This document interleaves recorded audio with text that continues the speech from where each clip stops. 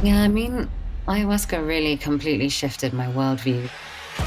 What are classed as psychedelics? There are classical psychedelics, which attach to 5-HT2A receptors, which is the main receptor that is said to create the classic hallucinogenic experience. And there are some studies that have been done where they took a psychedelic and they stopped it from attaching to the 5-HT2A receptor, and people didn't have the more visionary state that we associate with psychedelics. Just hearing a story, I would just feel what someone maybe, or what I imagine they were feeling. And it kind of really shifted my perspective of myself, the way I was treating other people, my experience of relationships and all these sorts of things. People who have got very controlling, non-open personality types, they might find that they could find it hard, the experience of having to let go and told you multiple realities. Science probably doesn't have a way of explaining that quite yet, like how that comes to pass. It's a really interesting, nuanced conversation when we start to look at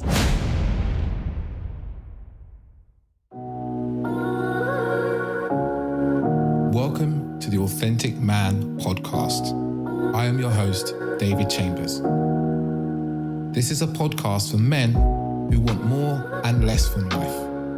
More deep connection, more emotional intelligence, more self-awareness, and more great sex.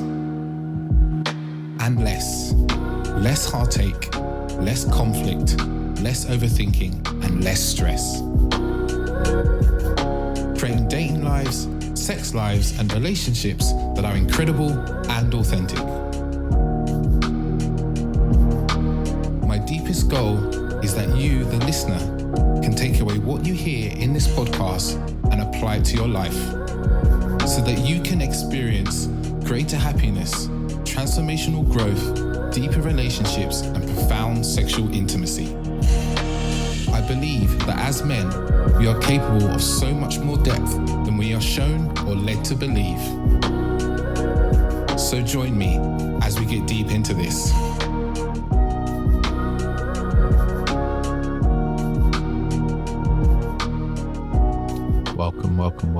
Welcome back to another episode of the Authentic Man podcast. I'm your host, David Chambers, and today we have a really wonderful episode, right? We're going to diving into a topic that's close to my heart from my own experiences, which is psychedelics. And in particularly, talking to my wonderful guest, Alex Pardhy. She's a former medical doctor, now medicine woman.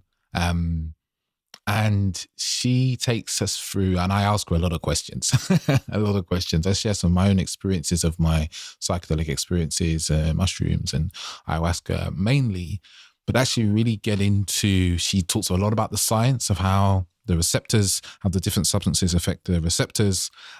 We talk about microdosing, its benefits and its drawbacks. We talk about some of the types of experiences that people have when they have psychedelics. We also get deep into the importance of psychedelic integration and actually the kind of different strands that can go in. You know, Alex goes into some detail. You know, she has such a depth of knowledge in this world of psychedelics, which really kind of blew me away and just enticed me to ask more and more questions. So there's a lot of information in here. There's a lot of talk about the way that we treat psychedelics as well. You know, is there any downside to overuse as well? We kind of touch upon that as well in there. So there's a lot of information. So this is a really wonderful episode. And, you know, Alex shares so much of her wealth and depth of information and knowledge on the topic. Like, I was really blown away. I just kept asking questions, as you'll see in a moment. And yeah, we talk about things like mystical experiences and experiences that are very more somatic and so forth. So it's a really deep and profound episode. I think psychedelics are having a huge renaissance, which we also talk about, and why that renaissance is, and some of the future of psychedelics as well, we touch on as well. So get a pen and pad, you know, get into the episode. There's a lot of really, really great things in this episode that's there. So like, really, I hope you really enjoy it. As a side note, I've also got a workshop coming up, which I put some details in the show notes, which is around dating. So it might be very different from what you're expecting, but it's a workshop that's really about creating the spark, because often one of the things people struggle with when in the dating world as men, but this is a workshop for men, is actually creating that spark, creating that attraction and connection, an authentic connection more than anything. So I've got a whole workshop about that, which is happening on the 20th of November at 7:30. So if you're interested in that, hop over to the show notes and you can click and get a ticket for that. But without further ado, I'll let you jump into the episode. So welcome listeners. I have another wonderful episode, and I have a wonderful guest here to talk about a subject that is quite close to my heart from my own personal experiences and experiences of some of the men that I work with and friends and so forth, but something I haven't talked about at length on the podcast. And this is a wonderful woman I followed for a little while who kind of piqued my interest when I saw her wonderfully playful and in-depth explanations around the topic of psychedelics and how they influence our lives for the better, and how they can really take us in journey to take us outside of our normal states of consciousness into places where we can gather wisdom that we can bring back and integrate back into our lives. I'd like to welcome Alex Pardhy. How are you doing today, Alex? Yeah, no, I'm just grateful to be here, and I'm doing really well. Thank you very much. Beautiful. I'm very grateful you're here as well. And I, as someone who... Actually, maybe before to flip this back on you, how do you describe now what it is that you do in the world? It's an interesting question when one does so many things. Essentially, I mentor visionary leaders who are on the path of awakening, and whether or not that's through a classic coaching container, psychedelic work, shamanic healing work, I would probably call myself a medicine woman these days, would be the main name I would go by in service to awakening visionary leaders. Beautiful. And I know that wasn't always your focus, right? And I know you've come from a slightly different background previously. I'd love to hear about your journey into that work. Yeah, so I started as a doctor for 6 years, and working with ayahuasca, moved from that profession over a period of 4 years, from being a doctor into coaching, into mentorship.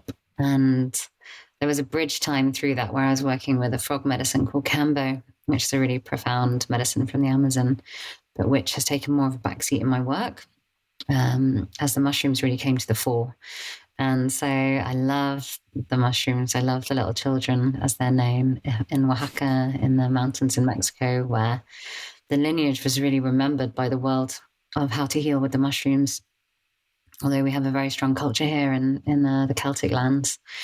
But yeah, so how that happened is a very long story, but essentially that is the journey I've been from start to finish. And would I be right in saying that you had a personal experience with plant medicine that caused you to have a profound shift and wanting to shift your kind of, so we call it vocation or calling? Yeah, I mean, ayahuasca really completely shifted my worldview from a very reductionist Western stance. I was very much like, energy isn't real, show me the science. Take your smelly dreadlocks away from me. Energy is a load of woo-woo. They're very judgmental and categorized in things that way. And so now, yeah, I mean, after ayahuasca, it was just like this complete reframe. And that was an integration process. It wasn't like I need to leave my job that moment. It was very much just like trying to go back to my work with my new understandings. And I then spent 4 years, like I said, part-time doctoring and doing courses, traveling, learning about this, learning about that, and started to hold ceremony with Kambo, which is a frog poison from the Amazon jungle. And in the A&E department, I was known as the crazy frog lady. And in the Kambo ceremonies, everyone was like, oh my God, you're a doctor. And so it was this really fascinating bridge that I inhabited for 4 years. Excuse me. And yeah. And then slowly I disengaged. There was one evening I remember where I was doing an A&E shift and it was like 2 a.m. And there was one person who came in, a patient. And I just remember wanting to tell them so badly that they should try Kambo. And then I was like, I think I need to leave this now. It's time. And that was 2017. And since then, yeah, I've really been moving more into coaching and mushrooms. Amazing. It's, I had a personal experience with ayahuasca about 8 years ago, my first experience. And it really shifted my view on myself, the world, how I felt about myself, and so forth. It can be quite a breaking experience in many ways. It like break us from a road that we've just kind of not so much sleepwalking down, but just walking down because that's the way we see that life has to be. And it sounds like it had a similar big kind of shift in your psyche for yourself. Yeah, I see it as a real deconstruction. It's kind of like, you know, when something's all together and then it sort of breaks apart and you can see all the pieces and then it comes back together again. And by the nature of seeing all the deconstructed pieces, even though it's come back and it kind of looks the same, it can't ever be the same again. That was the feeling. It was just profound, really. Like, yeah, it was this very narrow path I was walking, very strong ego construct, very much like, this is just how it is, very headstrong. And then it kind of just sort of was like, oh, but you could see it this way or that way or this way. And oh, look at that person's perspective, and actually put you in their shoes, you know, like feeling real empathy for the first time for me in that way I'd never experienced it. And yeah, once you come back from something like that, like a true mystical experience that, you know, monks meditate for decades to experience something like that, a Satori moment, and you just get it like that. And it's like, yeah, there's a lot to integrate. I'm still integrating it. Yeah. Yeah, and I guess that fits really well on with coaching, right? Because when it comes to perspective, I talk from my own experience. Like I had a slightly similar experience to yourself. Like I always say to people when they ask me about when I first did ayahuasca, it's like, you know, when a volcano erupts and there is debris and ash all over the land.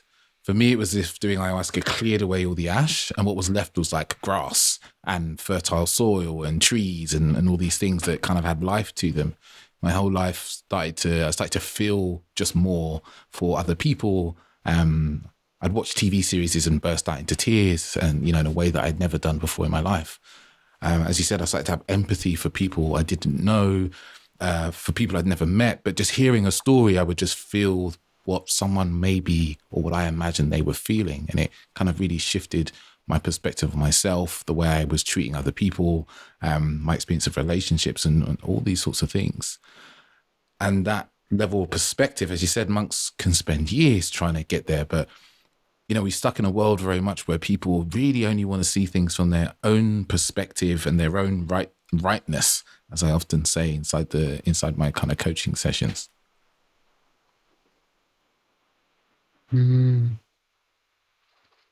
Yeah, from the grandiosity of I'm right and you're wrong. And yes, it's an easy trap to fall into. Still do it sometimes. But yeah, it's a game at the end of the day. And I think that plant medicine can really allow us to experience that lightness. Like kind of you can play with what lens you're looking through sometimes. And I think when you're in one lens, it's like a fish inside water. It's like, it doesn't realize it's in the ocean. It's like, it's in it, so it can't see it. And so, yeah, it's very much that. You're like, oh my gosh, there's all these lenses I can see through. And that, there's a lot to be said about personality typing and psychedelic use, and like who might be more beneficial for, who might struggle with it. For example, people who have got very controlling, let's say, what else could we say? Like non-open personality types, they might find that they could find it hard, the experience of having to let go into all these multiple realities. Whereas someone who's got a very open personality trait, who's more creative, who has all these divergent thought processes naturally, that might actually be a more natural space for them. However, because they're naturally quite ungrounded perhaps, or maybe don't have as good executive function because they're operating more in their right brain, they might then find that they're a lot more ungrounded after a psychedelic experience, and that they actually find it harder to integrate because they haven't got as much structure in their lives. So it's a really interesting, nuanced conversation when we start to look at, preempting why we might want to come to one of these experiences, and also how we approach the integration process. And before I have a question that's in my mind is like, what commonly has people turn to a psychedelic experience? But the first question I wanted to ask before I dive into that one is like, what are classed as psychedelics? What's inside that family of what we call kind of psychedelics? It's an interesting one because it's kind of a complex Venn diagram. It's not straightforward. There are classical psychedelics, which attach to 5-HT2A receptors, which is the main receptor that is said to create the classic hallucinogenic experience. And there are some studies that have been done where they took a psychedelic and they stopped it from attaching to the 5-HT2A receptor, and people didn't have the more visionary state that we associate with psychedelics. So it seems like, in terms of Western reductionism, like it's been nailed as that's the receptor and that's the point. But when you look at like the alkaloid profiling, let's say, of peyote or San Pedro cactus, that has like 30, 40 different alkaloids, and we've isolated one, which is mescaline. And I'm not sure what receptor that attaches to, but it's not the same as the 5-HT2A receptor. It still has its psychedelic effect, but it's the interplay of so many different substances in one organic compound. And so, yes, but then ketamine, for example, is also considered a psychedelic, but it's a non-classical psychedelic because this is an NMDA2 receptor agonist or antagonist. My memory is failing me. But yes, it creates also sometimes psychedelic states, and yet it is not a classical psychedelic. And then you get cannabis, which at very high doses again. If you ask anyone who's taken a hell of a lot of cannabis, especially people who eat edibles and don't realize how much is in them, they'll often have had, journeys, proper journeys. And it's like, I challenge anyone to say that those experiences aren't psychedelic. And so it's a nebulous term, I would say. But in science, a classical psychedelic is 5-HT2A receptor agonist. Wow. Thank you. I've never heard the science so wonderfully and clearly explained to me behind it, because I am not as much as I love science. When I get into the kind of receptors, my mind kind of like starts to go, it's kind of. But there's that family when I kind of heard you say there is like there's peyote, there's San Pedro, obviously ayahuasca and DMT.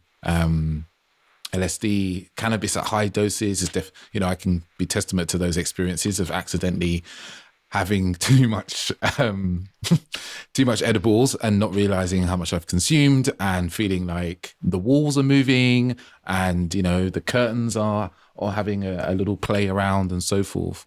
And these can have really kind of profound shifting experiences of reality.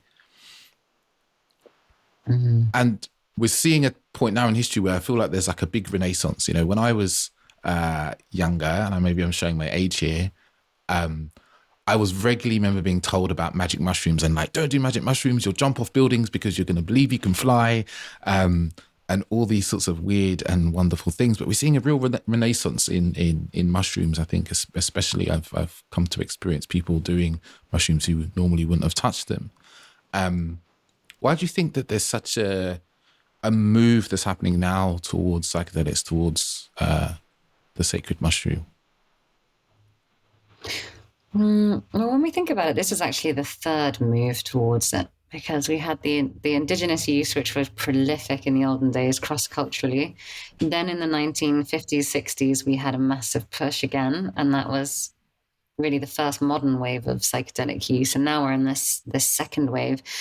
And yeah, it's curious you mentioned that. I'm wondering what sparked it, like you said. I'm not sure, but it felt like there was just a sudden zeitgeist that took over. And seeing the world in a more animistic way these days, in the belief that all these energies, all these medicines have an intelligence that goes beyond the molecular substance. I imagine that there's some ulterior motive going on with these plants right now. They're like, humanity is struggling. We need to help. Let's get out there and help. Let's start waking them up. So, yeah, I think there's also a massive mental health crisis. And people have known from thousands, like tens of thousands of studies in the 50s and 60s that these psychedelics have got amazing capacity for mental health issues. And so I think what's been happening is in the last 5 to 8 years, there's been a lot of science and studies done by Imperial College London, released the Psychedelic studies around psilocybin, and since then, really, I mean, there's not been as many studies as we would have liked because of all the red tape around the Class A or the Schedule 1 categorization of psilocybin, which is now the same as like heroin or or other terrible kinds of substances which are being abused, which is just crazy because to be defined as that, they have to have no clinical benefit, which there's already so much evidence that they do. But as a result, there's been not as many studies as we would have liked by now. But I think now that a lot of private equity and funding is going into these, because it's like being postulated as a bazillion-dollar industry, it's now that there's a lot of money being pumped in, there's suddenly a lot of studies coming out. And because of all of that coverage in the news and everywhere, you're going to, like, you can open The Guardian on a Sunday, you can open The Times, you can open all these like major publications, and they're all talking about psilocybin. So, yeah, I think now it's kind of gathered enough momentum for it to kind of be a runaway train, really. And it's the most exciting thing that's happened in psychiatry for at least 100 years. Psychiatry has essentially been a dead zone. There's been no new medications. It's just like, you've got Alzheimer's, bad luck. Like, this is the only stuff we've got. There's not been any breakthrough substances and medications. And so this is the most exciting thing that's happened for a long time. Yeah. Yeah. And in a mental health crisis, of course. Yeah. Yeah. I love what you said about the spirit, though. Like the spirits is almost like the spirits have seen that we moving into this huge crisis of mental health, especially, you know, I often talk about men's mental health, this huge crisis, especially in the Western world of mental health. And it's almost like the spirits have seen this and have brought energy to placing psychedelics in particular people's hands, in particular people's journeys, in front of them almost. Because, yeah, you know, I even look at my own life and I've come to, I believe at some point much of what my existence is destined, like many people's. There's some things that are written, there's some things that we have leeway in. Because even like my journey to finding ayahuasca really was at a time when I was in a really dark place. I was in a really difficult place and my life would never have kind of gone the journey it had. And it was just kind of placed in front of me well, it was placed in front of me because a friend mentioned something to me, but I would have never touched it before. I'd have never really touched a psychedelic at all. And as you said, now we're seeing like celebrities come forward. I remember reading an article about I think it's an American football player. I can't remember his name. Do you remember his name? He did ayahuasca and he was quite public about it. No, but I know plenty of like boxers have been coming forward, like in the kind of fighting scene, because there's a lot of traumatic brain injury and people have been coming forward because of the neurogenesis side and quality of these substances can help to regrow neurons in some certain parts of the brain. So that's been one area that I know has been very loud about it. I haven't heard about the boxers. Fascinating. Okay, because obviously boxers experience so much trauma to their brain through being hit constantly in their sport. So to grow new areas of neurons would be vital and important for them. Yes, of course. Mm-hmm. There's just so much energy behind it now that, like you said, it's like a runaway train. I don't think, as much as it feels like the whole scheduling of psilocybin and psychedelics is baffling in many ways, right? Because it's like up there with, you know, cocaine and heroin and so forth. And you could argue it's probably easier to do studies with heroin than it is to do a study on psilocybin. But as you said, there's so much kind of private funding happening, and there's parts of the world that are legalizing. You know, there's a few states in the US, I think, that have come through as well. And we're starting to see the outcomes of studies on mental health, PTSD, and as you mentioned there with the boxers as well. But one of the things I've noticed in my circles is a lot of people often use psychedelics as like what I call kind of a peak experience. They go off on a one-dayer. Sometimes they go off and do an ayahuasca retreat for one day, or they go and do mushrooms.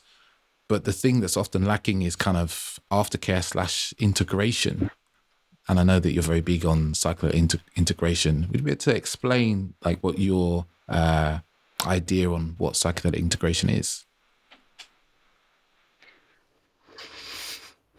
Psychedelic integration, it's interesting. So I've just read, there's a book that's just come out all on psychedelic integration and psychotherapy. It's a really interesting book. And that book, it writes the whole like 2 or 3 first chapters basically stating why you can't just nail down the meaning of what psychedelic integration is because it's very complex. It's essentially a sense-making process. And it's also an embodiment process. So there's a mental and then there's a habitual or a human behavioral component as well. And then you can add in like a psycho-spiritual component. And if you've had a mystical experience, if you've been lucky enough to have a mystical experience. And so it really varies depending on the experience you have and the cultural context that is in. And so, but essentially I would put it down in the most basic form to making sense of your psychedelic experience and integrating anything meaningful from it into your life in a meaningful way. And I guess I saw you do a post about this actually recently, or not so recently, around how it's not just psychedelic experiences. It can be experiences from, I think you mentioned BDSM, breath work, and even retreats. And I kind of read that as like any peak experience we have that gleams us with new wisdom and or opening our minds to new ways of thinking, being, and acting need to kind of be brought back into the body, back into life, and help us to shift and change our habits and maybe even the way that we interact with people in our kind of very regular, grounded day-to-day life. Yeah. It's interesting though what you say there, because you say brought it back into the body. And yet some people's psychedelic experiences can be so somatic. They can be completely physical and it just doesn't make any sense to the brain. And then they might then have to go away with a somatic therapist and do somatic related therapy to come to a realization about why their body was moving that way and what the body's trying to express, and actually then make mental sense of it. And so it's like, you could start from one end of the rope and the other end of the rope. And it's just like such an interesting process. And the way that this book actually broke it down to is that there's therapeutic integration, which is where you're trying to actually heal a pathology. Because there's generally 2 types of people who come to psychedelic experiences. There's people who are looking for that mystical experience or how to optimize their life. There's like a spiritual self-development component. And then there's the people who are coming with like, I need to get rid of my depression. I need to heal this anxiety. I need to, whatever it is. And so there's a therapeutic integration process. And then there's, this word is really escaping me. Odontological, is that it? Ontological, thank you. As a doctor, I always start thinking dentistry terms when I think of that word. I'm like, orthodontics? No. So there's the ontological, which is the kind of sense making, like what structures are we mapping our consciousness onto after this experience? And I think that's why you said about 10 minutes ago that psychedelics map so beautifully onto the coaching process, because we're looking to expand and create transformation. And that means growth in our mindset and in our concepts of reality. And so, yeah, that when you're looking at it from an ontological space, then it's like, as you expand, what frameworks are you implementing to make sense of those? It's looking like, because it's really just the early stages of understanding this integration process, that maybe integration is going to start branching off into, is this a pathology therapeutic style integration tract, or is this an ontological self-development style tract? And are they going to become specialists in either area? Yeah. I'd never really thought of it in that way. It's like you could almost, like you said, you could get like, I guess now we're seeing kind of psychedelic therapists start to come through. But are we also seeing psychedelic coaches? I've seen a few people who call themselves psychedelic coaches as well, who've also coming through in that world. As like some people for the therapeutic, for the people who have a situation they're really needing to heal, versus people who are looking to really expand mentally, even emotionally, physically, not so much physically, but like their capacity of what they can kind of hold and be with. And these could become completely specialist tracks. Is there any other tracks that you see?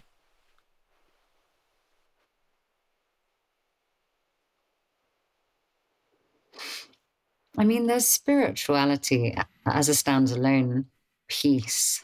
And actually, an ex-colleague of mine is a Buddhist chaplain and a psychedelic facilitator. So there's a lot of roles now for chaplaincy and all realms of religious or spiritual development come in as a core piece. But what I love about psychedelics and the psychedelic experience is it just will not be put in a box. Like, it just won't. And there's one word which you only really ever hear when you read psychedelic books, and that's noetic. And that's this indescribable quality. It's like, explain your ayahuasca journey to me, and you're just like, well, I was in a horse's chest, and then I was an eagle regurgitating food into my young's mouth. But then I was kind of also in a church, and there was a praying mantis, and the legs were the praying mantis's legs, but they were also the church's ceiling. And it's just like, you just sound like an idiot.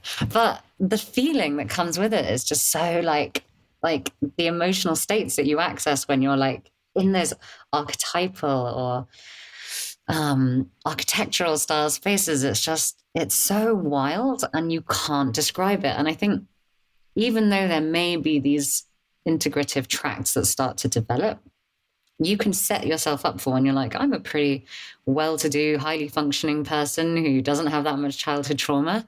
And then you can be like, I'm going to go down that ontological tract. And then suddenly you find yourself, I don't know, having a mystical experience and finding God. And it's like, oh, maybe I needed the Buddhist chaplain actually, but you can't anticipate that. And then you get this person who's like, sees themselves as maybe very anxious or depressed. And they're like, I'm here to heal my pathology. But they end up having a mystical experience and also realizing, you know, so many things about their life and the way that they're perceiving reality, and turn around their anxiety or depression in a split second and go on to be like extremely high functioning very quickly. And so I'm just really interested how the scene will develop, because yeah, I just think it will never be placed in a box. And that's what I love about psychedelics. That was laughing as you were talking about the various scenes that one might find oneself in a psychedelic experience. I laugh because it's so relatable. Because, you know, I remember myself, I did ayahuasca in Peru. It must have been, what are we in now? We're in 2023. That was 2016. And I remember coming home in 2017 back to the UK, and like people would go to me like, what was it like? And I would be really stumped at how to try and describe like this experience, you know, because as you said, it could be, you know, there was one moment I was sitting in a Maloka and I thought that there was a puma sitting at the top of it. And I felt very calm about the puma because it felt like it was there to look after us and protect us. And then there was another moment where beings made of light invited me to fly over South America with them in the night sky. And there was then a moment where I was faced with the center of the universe as it unfolds and expands. And there's also a moment where I felt like the deepest pain of my father and being neglected by his own father. And when I kind of explain it in those ways, people kind of often would just look at me and be like, oh, yeah. And not really know what to say, or I was not trying to sell it to anybody. I was just simply trying to explain my experience.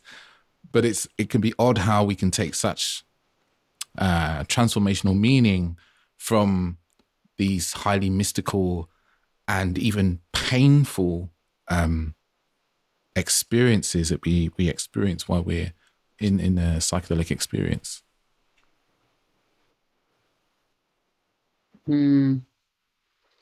Yeah, it's so fascinating. And it's why people often say you do really need to be careful with who you choose to sit with, who you choose to consume these substances around, and also the process afterwards. And it's an interesting one because I tend to work more on the ontological track. So I'm with people who are working around self-development Actually, and this circles me back to something that is important, which is that even though you're on the self-development track, you're still doing healing work. And it's because everything that's holding you back in your self-development is a block, which is a wound from the past.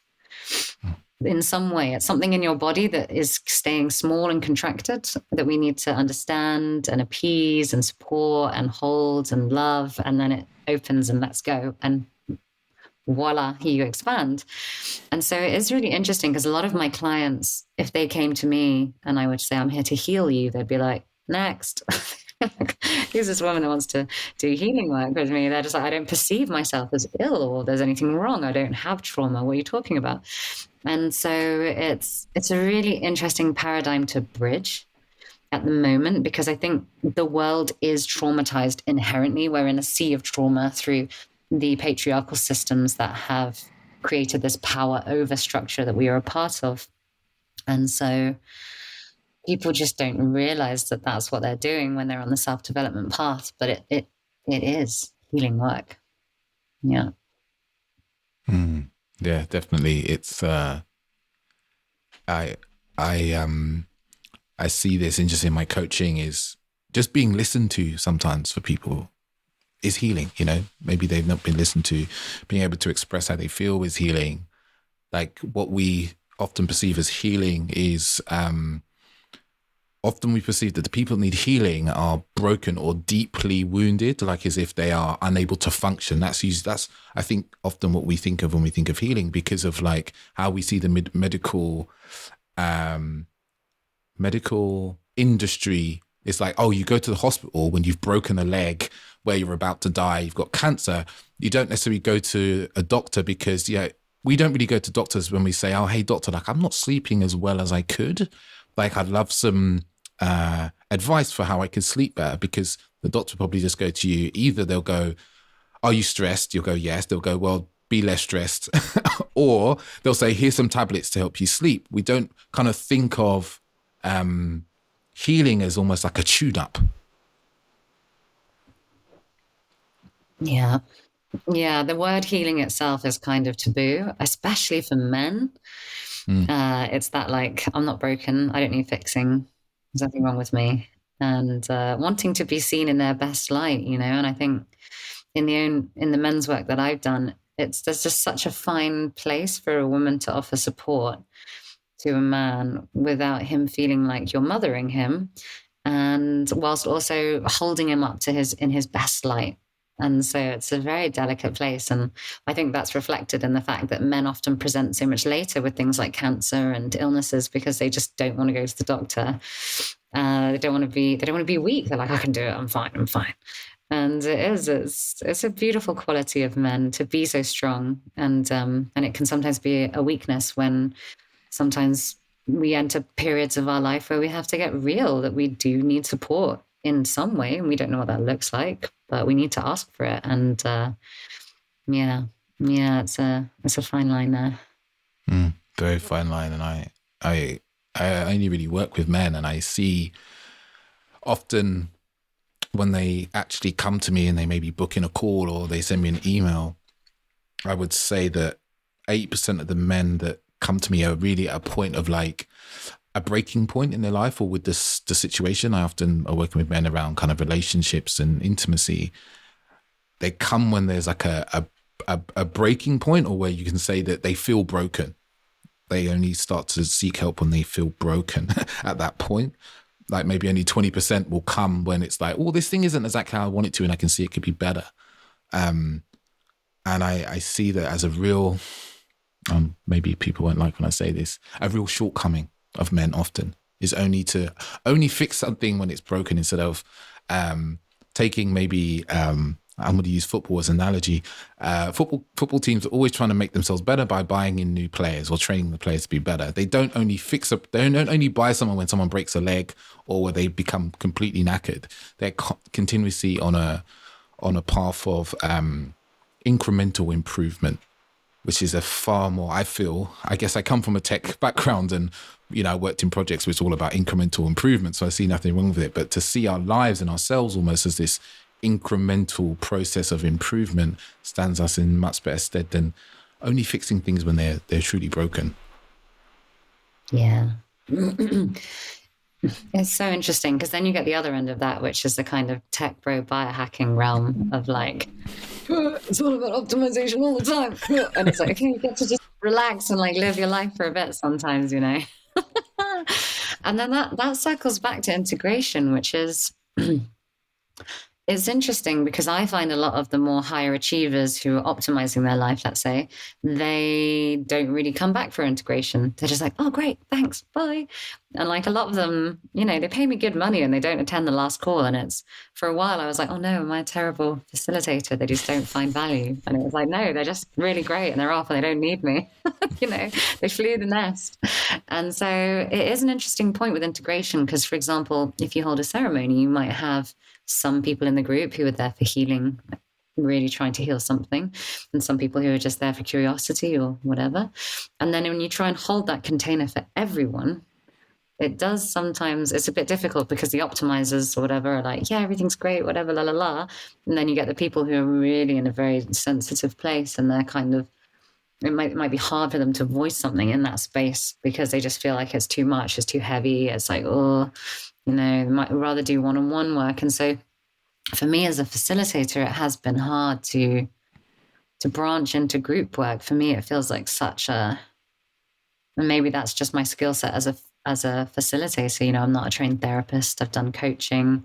I'm a doctor. I've done shamanic training, various ceremonies of medicine work, but I haven't got the therapist training. And so, but for me, it has always felt slightly clunky holding a generalized space because who am I speaking to in that space? There's so many different needs in any moment. And really for me, the juice is in that one-on-one work where it's just like, and then, but as I'm looking at your face, I'm just thinking, David, I'm sure that like we've all seen the magic, like for you with men's work groups, you know, the group container is just profound as well in its own way. And so I think when we're talking about the experience itself, yeah, it's kind of like with a risk benefit analysis. If you're taking a medicine, it's just like there's like a gains and loss analysis of one-on-one versus private work. But they're both beautiful at the end of the day. Yeah. Yeah, my mind calls back to one of my ayahuasca experiences in Holland that I did probably about 4 or 5 years ago. And the shaman who was running it, he would hold a sharing circle every morning. So we do the ceremony in the evening, and then the next morning, we'll call it morning, afternoon, you know, he was very liberal with time. He's very liberal with time. And we would share our experiences if we wanted to, and as much as we wanted to. And some people would share for like 1 minute, you know, a bit like your tech hacking bros. They'd be like, great experience, saw so much beauty, so many things I can take away. And then they would move on. And some people would take 10 minutes and they would really talk about intricate details of what they experienced. And I remember a woman who, she shared about, she's anonymized completely. She shared about some kind of deep childhood abuse that she experienced that she had forgotten about, that she was shown during the ceremony. And her sharing that impacted so many of the people in the circle of like just being like, oh, wow, that's her reality. And that's not my reality, but I can feel not necessarily what she's feeling, and I'm having my own experience of what it feels like, but almost as if that sharing becomes a learning in itself, like someone else's. And there's such a beauty in that, is like the circle and the kind of hearing someone else's experience and using that was our own learning, and how we can pinpoint that to maybe particular experiences that we've had in our lives that have been difficult and so forth.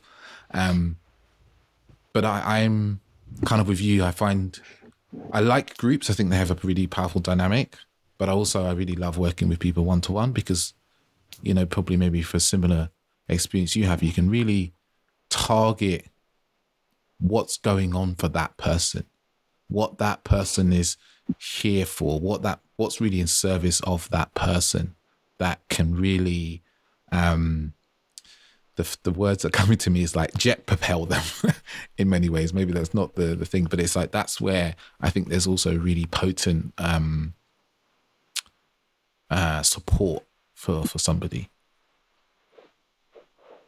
Yeah. At the end of the day, as much as a facilitator, I love holding one-on-one. I see the most benefit come from groups, in the sense that I think we're moving out of this individualized space and we're realizing as a collective that it is time for us to work together. And I feel it even in my own work, and even in the way that the algorithms are working on social media, and how harder it is to market oneself in this day and age. It's just a cacophony of a bazillion voices, and we're having to actually rely on one another to support our small businesses, to support our work.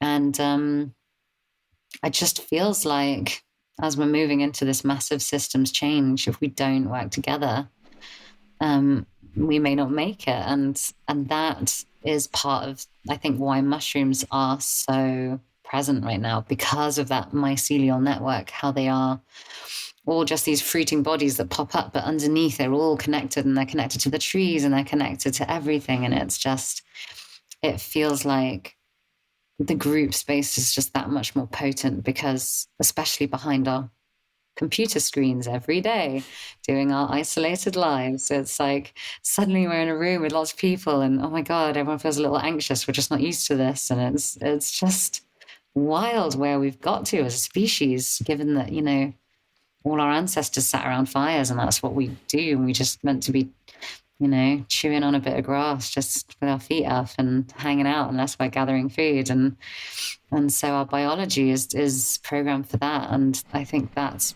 where we're all being called to move back towards at this moment. Yeah, it's crazy. We had the years of the pandemic, because it was literally years of the pandemic where we became like super isolated, you know, like sitting here, like sometimes I'd like to clock up the amount of hours I sit in this chair looking at this laptop, talking to someone through this screen.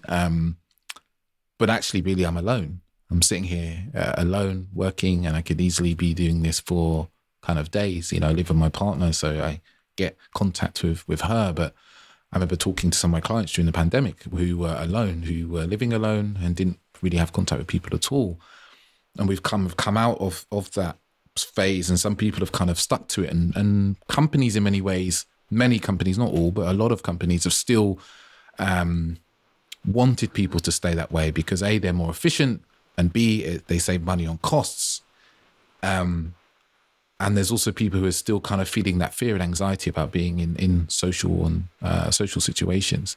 But as you said, our psychology, our biology is like geared towards connection, geared towards being in community and being around one another, to experience ourselves through the lens of other people, but also experience other people through the lens of ourselves.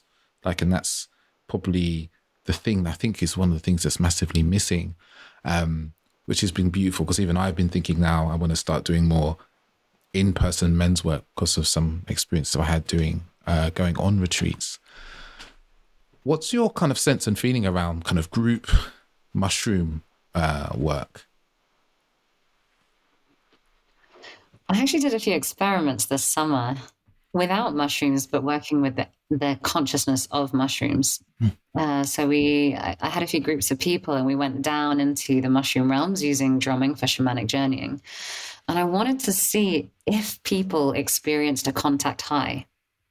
And so I don't know if you'll know what that is, and your listeners might be curious to know. And so it's, if you've ever been on a trip with a group of people, sometimes you all have the same thoughts, or you're all seeing the same thing, or you all have the same realization. And it's just wild, because you just don't understand how it's possible. But essentially, my understanding of it is that your auric fields, or some quality of our consciousness, is merging through the combined experience. And you don't need mushrooms to do that. You know, you can have that with communitas, or like a football game, or who knows, like we're all together as one in a consciousness at the same time. But with psychedelics, for some reason, it reaches to even like the visual, or the messages you might be receiving as a group.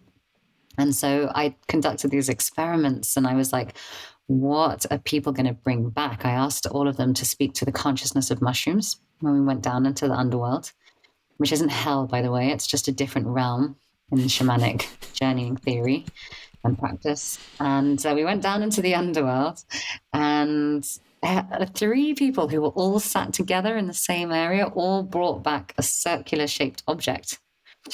You know, one was a necklace, one was a ring, and one was some other kind of circle I can't remember. And I was like, fascinating, wow. Eh?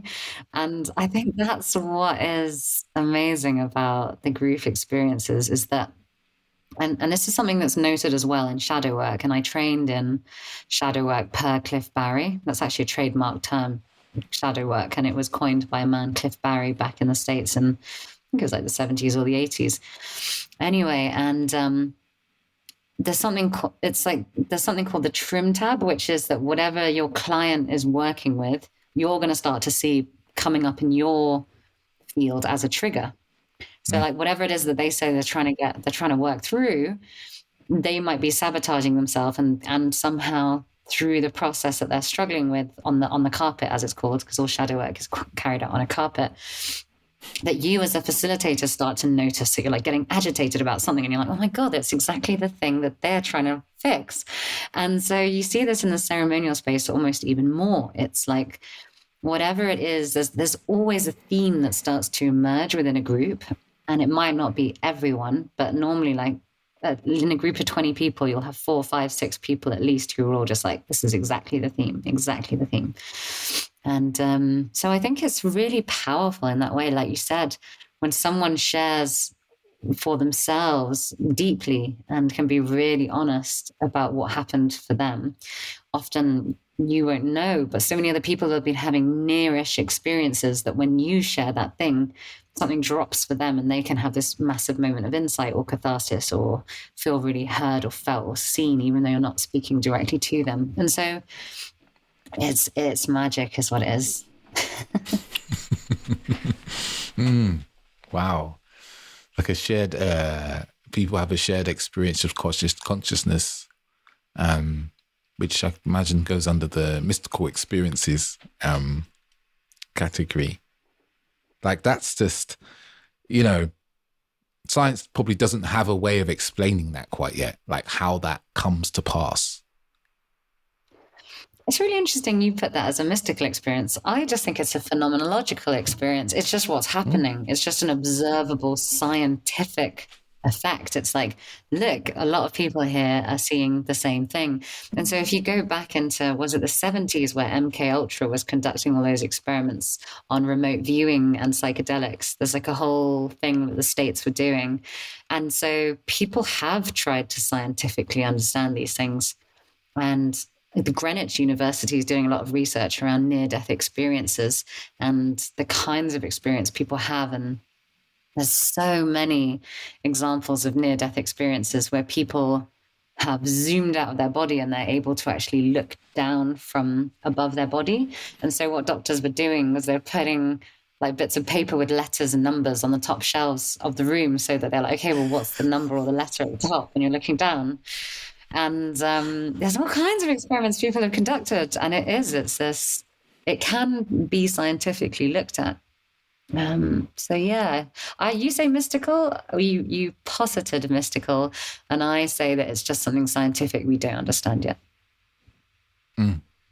Yeah, I guess I see it as mystical as like, because I've watched a few documentaries about near-death experiences, and I've kind of I'm just interested in this phenomena because these phenomena that can't be explained but keep popping up across cultures and societies and peoples, like, you know, shared consciousness experiences, near-death experiences. It's like, I guess I see them as mystical, as like, we don't have like this is why it happens and this is how it happens type of thing, you know? Like some maybe doctors, scientists would be like, no, it's just by chance because we hear the same stories and so forth. But you know, it's more mystical because it's like this stuff goes across culture and across time as well. Like, you know, people have been having experiences like this for, you know, hundreds or thousands of years. That's probably why I think of them as mystical. The funniest story was this really well-known neurosurgeon in the States who was Muslim, had a near-death experience, and he saw Jesus Christ. And I'm just laughing. It just really tickles me. And he saw Jesus. He came back and converted, and everyone was horrified. All his family, all his friends, and he was like, "That's who I saw at the end of the pearly gates. That's who it was." So I'm sorry, guys. And I just think consciousness is having a bit of a laugh sometimes. Just the cosmic jesters up there somewhere, just flexing. He's just like, "Yeah, what should we do today?" How can we fuck with this guy today? Oh, so funny. He wrote a whole book on it. I need to find it. I'll send it over. I'll send it to you. Yeah. Ah. Wow. Oh, that's incredible. Oh, that's incredible. What was I? I was thinking something. Microdosing is another thing. I feel like I'm just firing questions at you constantly, but I'm super fascinated with this topic, and also like you've seemed like such a well of knowledge, and you get the science, you understand the grounded experience, you understand the kind of spiritual aspects of it. So I'm super curious. Microdosing has become super popular. There's books and TV programs and all sorts. And I guess it kind of slightly linked to the old tech bros and the biohackers as well. Like, what are the benefits of microdosing?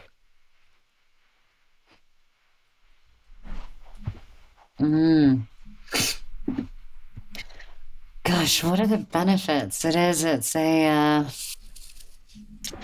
something that, I actually ran a few courses on it back in 2019, and I was one of the only people running courses on microdosing back then. No one had really jumped on the bandwagon at that point. And it's a practice that I've kind of let go, because over the years I found it actually made me slightly more anxious. And this is a phenomenon that some people do experience, is that they become anxious when they do a microdose.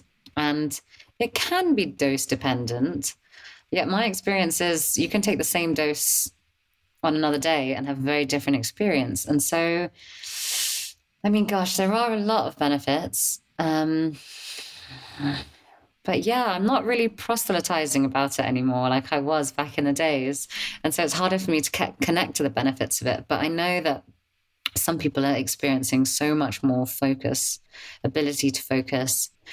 And I think why it's doing that is because it's shutting off the circuit of the brain known as the default mode network. And so when you're doing a really large dose of mushrooms, you're a mega dose, your default mode network's like, and that's the part of your brain that is all ruminating. I'm glad you like my sound effects. It's giggling. It's like computer off. So it's the part of the brain that's self-referential. It's telling the story of the self and what you believe about yourself in any moment, kind of things you're thinking about in the past and how that's affecting now. And so with all of that shut off, you're actually just present. And what's really interesting is they did studies, this must have been 2017, 18. They did studies on a very small amount of substance. I think it was like 0.3 grams of psilocybin, and there was like a 82% receptor uptake. So even in the tiniest doses of psilocybin, you've got a really high proportion of receptors that are affected by a dose. So I believe that the default mode network's shutting down like quite significantly when we take a microdose. And so we can just finally, it's like the monkey mind just shuts off, and you can just get your work done. You can stop worrying about all the normal things you might think about yourself that are negative.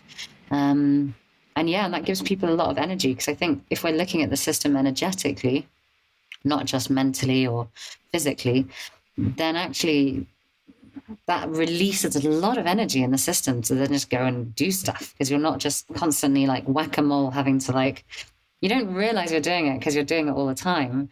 You might realize it when you meditate. You're like, oh my God, look at how noisy my bloody brain is. Shut up. But yeah, and so the mushrooms are just coming in and putting the dampener on, and then off you go. And so I've noticed people eat healthier, want to drink alcohol less. Those are the main things I would say that are the key classical benefits that are why people want to microdose. Interesting. I'm sorry. As you're saying this, I'm like reflecting on my own. I microdosed for a few months earlier this year. And funny enough, when you talked about the focus, it was definitely something I experienced on the days where I took a dose, where I remember the afternoons now, reflecting on it as you were saying there, I remember in the afternoons, after you'd usually have a coaching session at 11 o'clock, I have a bit of a cadence, like I have a first meeting at 11, but in the afternoon, when I had space to just like do a piece of work or do a thing, that I would really zone into it to the point where I remember once, like for 3 hours straight, like working, and I kind of realized, I was like, I haven't had any water. Like I need to go in the kitchen and get some water, because I'm normally drinking water like every 15 minutes. But actually feeling that ability to really hone in on a singular task that I was doing and just like get really deep into it. Mm-hmm. The only time I've ever had that on a microdose was when I took a gram. I wasn't trying to have a microdose. I was trying to have like a light journey and go for a walk. And all I did was just went home and just did all the work I'd been putting off for the last like month. I was like, I felt really guilty at the start. I was like, why are you on your laptop? You're meant to be having a spiritual experience. And then I was like, no, I just really want to get this thing done. And I was just tapping away. And so it's a really interesting one, because if you think about, like, everyone right now seems to think they have ADHD. I'll include myself there. You also have ADHD. Wow. Everyone, I've seen this as well. A friend of mine who actually is going through the diagnosis, we were joking. We're like, man, everyone wants to have ADHD now. I didn't know it was so popular. Yeah. I think it's really validating. I don't have it diagnosed, but I think I have it. And I think pretty much most people I know think they have it. And, but when you think about ADHD, some people respond well to some medications and some people don't. And, you know, ideally, if you take an upper on ADHD, you should go down. So if you're taking a speedy like substance, which is what Ritalin is, then it should make you more relaxed. It shouldn't make you more relaxed, but it will if you have ADHD. And so I think it's a really interesting one with microdosing, because I just feel like there's so much nuance to it in terms of dosing, in terms of people's predisposed neurotyping, like how, you know, because it's interesting that I think I might have ADHD and I took a gram and had so much focus, but at lower doses, I find it feels a bit speedy to me, and like then gives me anxiety a little bit. So, I'm also wondering then if that's the natural history of the process. So sometimes you'll find with psychedelics, I don't know if you've had this in your practice, but that early on you have these massive shifts and transformations, but it feels like later on it's less, I guess it's like what's it, Terence McKenna says, you know, you picked up the phone, you found the answer, and then got to put the phone down. If you keep dialing the same number, it's kind of like, yeah, you just hear the same voice. And so the invitation to embodiment is there. It's like, have you really integrated that lesson? Have you really integrated that lesson? And I just wonder if with microdosing, there's a similar kind of decrease in gains process that happens. Because to me, when I work with my clients, my advice is always do your microdosing for 2 months.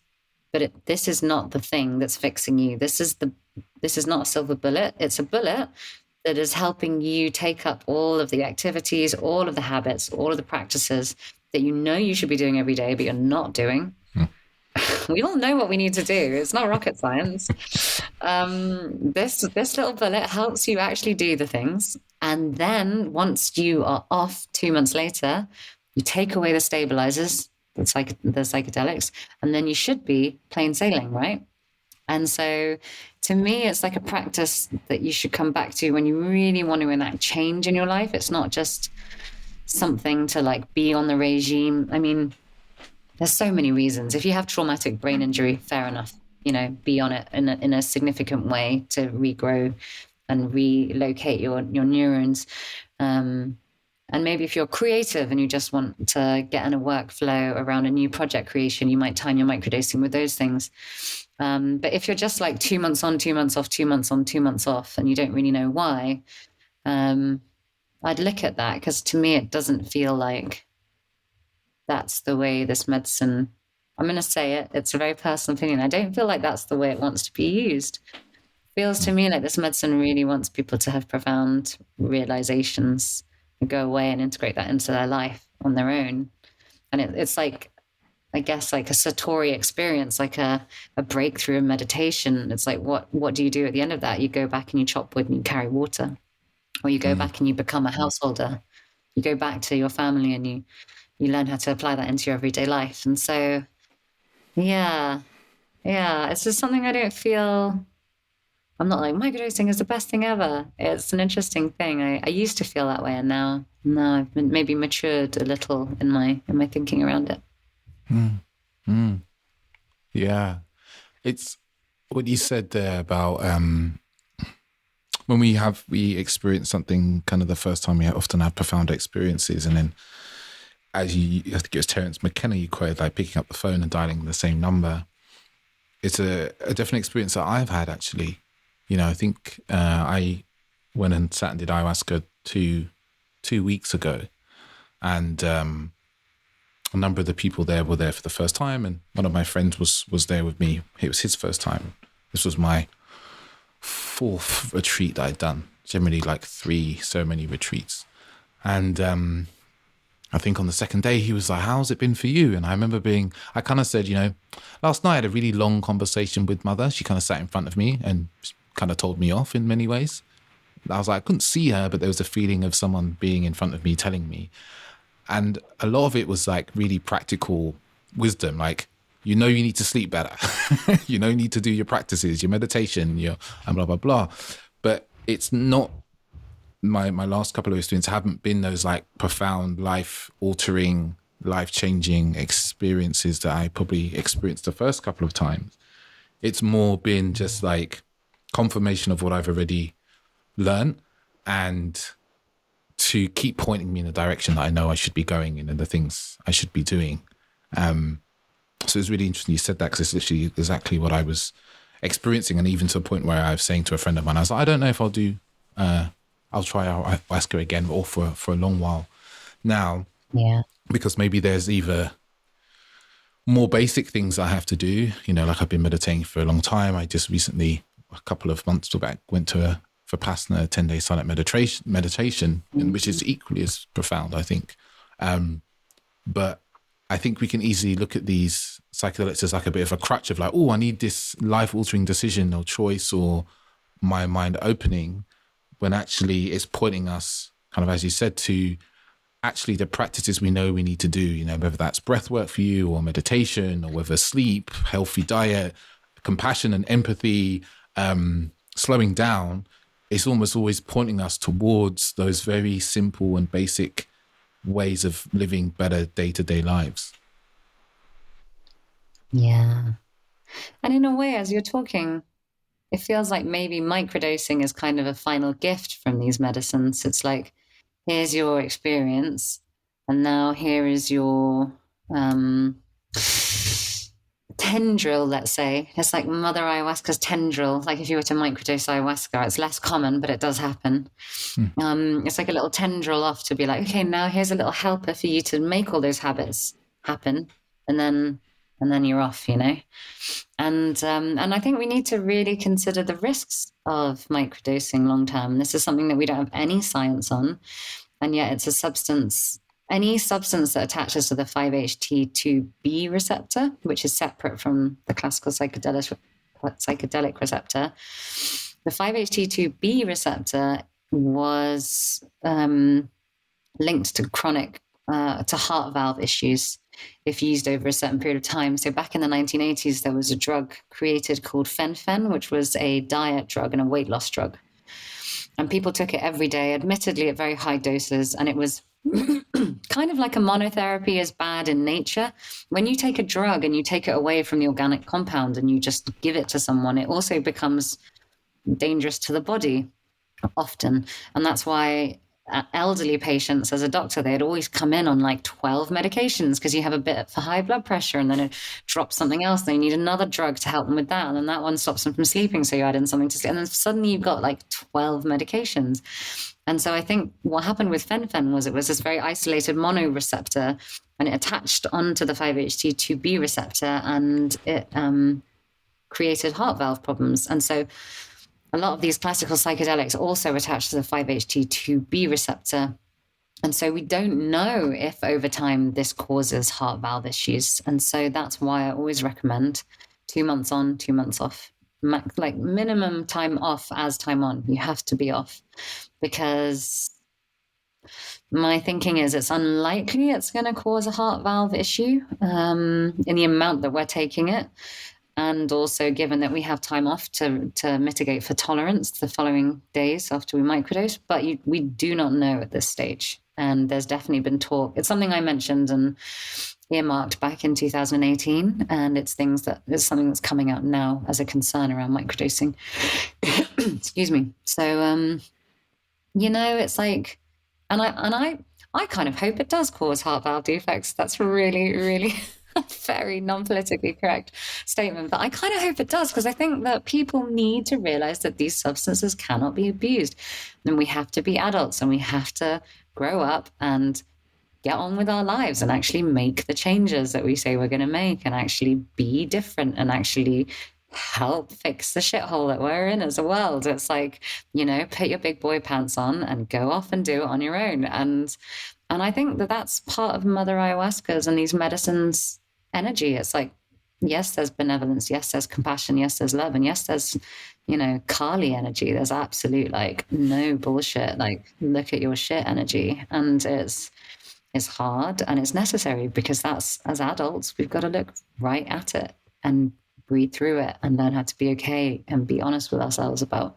where we're at and where the world's at and what genuinely needs to be done. And so, yeah, I kind of hope that it's not okay to take these substances all the time because we need to figure out how to be in a healthy world where people aren't anxious because of social isolation. We need to learn how to bring the family back together and look after the world. Yeah. Mm. Yeah, beautifully put. Yeah. Yeah, because it's easy to abuse something that feels good, isn't it? And we have a wonderful way in the West to take things that are like deeply sacred and to make them really, profane, like tobacco. I always use the example of tobacco of being like, when you're in an ayahuasca ceremony, it's this really powerful thing that can have ceremonies and of itself. And now people, pop out mid-lunch break or, mid-afternoon break for a fag. And that's 20 a day for some people as well.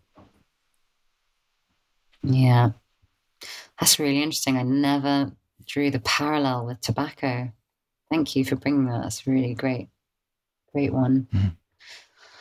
Yeah, profane. It is. And just every moment is this sacred moment. Like when we drink a glass of water, when we wake up and we're like, holy shit, I'm alive. I get to give thanks. No matter all the crap in my life that's going on. Like I was just before we jumped on and started recording, I was showing David that I'm currently in a room with like 1 million boxes because I'm moving house and everything I own is currently in disarray. But there's this moment where we get to stop and just be together in this moment and just give thanks that we are having this conversation and for the work that we've done and that whoever happens to be listening to this podcast, maybe they glean something of value that they can take out into their lives and that has deep meaning and affects the whole because we're all connected. And that's beautiful. And just to allow ourselves to acknowledge that for a moment. So one last question before we wrap up for today around safe usage, because a lot of people can purchase mushrooms, whether they purchase them. We're not endorsing that people do anything illegal or anything like that. And one of the questions that people often ask me around this is like, what's a kind of safe way to have a mushroom journey alone? What's a kind of safe dosage? What's a safe environment setting to have an experience? I don't think there's such a thing as 100% safe container. So I'm not going to say that whatever I say is like the recipe for that. However, I will say that there are things we can do to create that safety. The first one being making sure the first time you take a psychedelic is with someone else. I would really advise that. It can be one of the most life-changing experiences of your life, and anything can happen, as we've discussed throughout the length of the podcast, from psychedelic praying mantises to whatever it is. And so, different psychedelic different psychological temperaments are going to respond to that differently. And so it's just at least getting your toe wet in the water with someone for a first time is really great. Set and setting is spoken about a lot, and set means mindset and setting means the environment you're in. So essentially, when you're coming to this experience, it's making sure that you're prepared for that experience. You've done your homework, you've researched it, you know what you want to get out of it. You're willing to be surprised, all the different kinds of experiences you're likely to have, from physical to transcendental to mental, and you're ready for the potential of deep trauma to come up. Like, this is not a joke. And it can also be the most beautiful thing in the world. And so in terms of setting them, we're looking at, am I hydrated? Am I comfortable? Do I have a notebook to hand? Do I have some food easy to hand? Am I going to be interrupted? Am I not? And I would say that if there's anything in your environment that you really can't account for, like you don't know if someone's going to come back, or if someone, like a housemate you don't get on with, is going to come back, or all of these things that might put us on edge. For a woman, that might be the fact that you're premenstrual. Like if you know you're premenstrual, don't advise it. It could just really set you up for a worse trip. And so there's certain things that we just, almost like a spider, we reach out into the whole web and we're like, what could possibly disturb this? And then we account for it. And then it's like, okay. And with mushrooms and with ayahuasca, similarly, you can have multiple doses. With mushrooms, what's normal is 2. So you have your first one, you wait an hour, maximum an hour and a half, and then have your second. Ayahuasca, you'll be invited up to have cups throughout the night. And so it's starting low and going slow, is how I like to say. If you're on your own, make sure that it's really hard to say a dose, because different strains have such different intensity. There's a strain that's been going around these last few summers in the UK festival circuits called Penis Envy, and it has been creating all kinds of problems in the UK scene, because even in very tiny amounts, it can cause very profound, disorienting trips, which have led to people needing to go to psych care, various tents, to be managed because they can't look after themselves. And so really it's about knowing what strain you're working with. Is it a golden teacher? They're much more forgiving. Is it an Amazonian? Is it B+? These are kind of nice middling range mushrooms. And so being aware of the mushroom you're taking. Other things to consider are you taking it with cacao?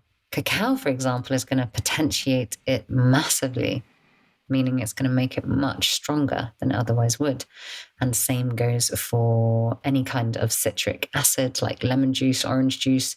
These things really increase the potentiality of these substances.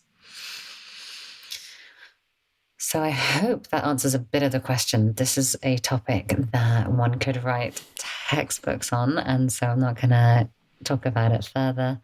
And I hope that's been a nice touching on the subject. Oh, thank you, Alex. Thank you for such a rich episode, dancing across the science and the spirituality and the really personal experience, the grounded experience around psychedelics and psychedelic integration in particular. And I'm sure the listeners have listened and they've really taken a lot away from the episode. So how could people find you, work with you? Have you got any retreats or any programs that are coming up in the near future? Yeah, the best thing to do is to head over to my Instagram and sign up to my newsletter with the link in my bio. That is really where I'm doing everything from at the moment. while I build out a new website. So yes, everything's through Instagram, or you can always email me directly at info@alchemywithalex.com. Just message me directly and I will be in touch with you there. And yeah, I'm running some retreats in Costa Rica in February, which I'm really excited about. We didn't touch on any of the work I've been doing with a Mazatec indigenous elder, one of the Mexican curanderas, healers who works with mushrooms in this very beautiful way, a very ancient way to Mexico. And bringing her to Costa Rica and combining the skill sets of indigenous healing and wisdom traditions with Western psychotherapy. So I've teamed up with one of the Beckley Retreats facilitators, and we're going to be running an amazing retreat in Uvita in South Costa Rica this February. And there's a few other retreats I'm running, and I'm going to be running a few little bits and bobs within the Europe area as legality allows. So do sign up to my newsletter if you would like to know more. Beautiful, beautiful. And Costa Rica is a stunning land. If you are feeling called, because I went to Costa Rica last year, and it's a stunning, stunning place. Beautiful, beautiful people. I can highly recommend it. But yeah, thank you, Alex. So grateful for your time, even through all the technical ups and downs that we have surfed through as well. Yeah, and listeners, thank you for tuning in. Thank you for listening. I'm sure if you've taken anything from this episode, anything you've learned, me and Alex would love to hear from you. We'd love to hear you share your experience of what you've taken away from this episode, of what you've been able to maybe integrate into your life or integrate into your post-psychedelic experience as well. But until next time, listeners, ciao, ciao. I want to say a big thank you for listening. It's people like yourself that really help get the podcast out into the world, especially if you're often sharing the episodes and the podcast with people that you feel just could do with listening, right? Can see a different way of being a man, maybe a different way of having dating lives and intimacy and relationships. So I want to say a big thank you. And if maybe after listening to this episode, you think, oh, there's someone actually who could really do with this, please share it with them, share the love. I'm really, really grateful. And if you want to get in contact with me for any questions, or you want to talk about coaching or any working together, feel free to reach out to me on Instagram @theauthenticman_, or you can email me hello@theauthenticman.net. Thank you very much.